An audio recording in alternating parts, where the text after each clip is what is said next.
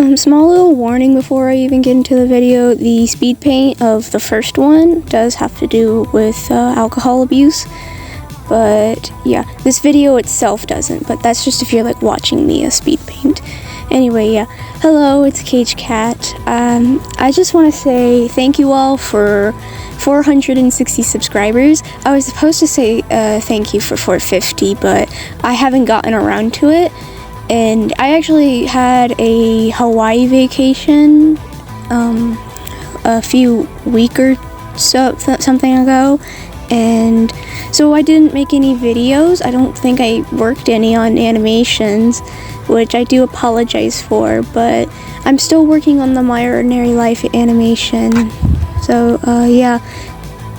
Anyway, this video is just gonna be about my experience as an artist and how I've gotten my style and like maybe some tips and stuff. But let's just get into it because I've already wasted a minute. But my art style took me a long time to kind of perfect, and a lot of people have asked me like how I got my art style the way I did, and then they're always criticizing their own style, and I honestly think it's really destructive to criticize your own art style, because the great thing about art is seeing the different interpretations.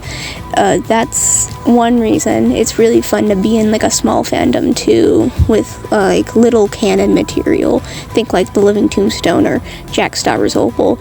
We all have rather different interpretations on like the characters and stuff. And the nice thing about art is just that, because for example, I cannot draw realism. I've tried and I fail each time. Maybe that's just me being really critical of myself, but I can't really do realism, and there are people in my school who are really good at realism, to the point it's hard to differentiate if it's a photo or not. I remember going to an art show in my city and looking at like the high school art, and there's this one, I could not tell if it was a photo or if it was like you know, like with pencil. It was just really good. Yeah. But some people can't do the style I can, which is like cartoony style.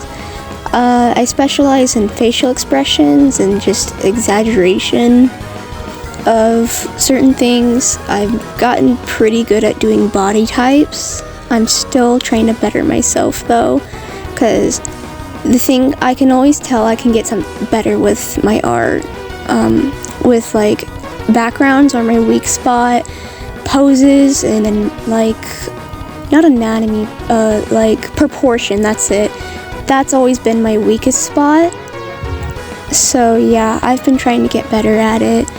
You know, to get good at that sort of thing, you'll have to learn the basics of like humans and stuff, with like the poses and like how the size of each part works, which, yeah, I can't say I do it all the time, but with this upcoming art class I'm going to be taking in school, hopefully that can help some, because they expect you to do a lot of realism, which I'm really worried about, because I do not specialize in realism.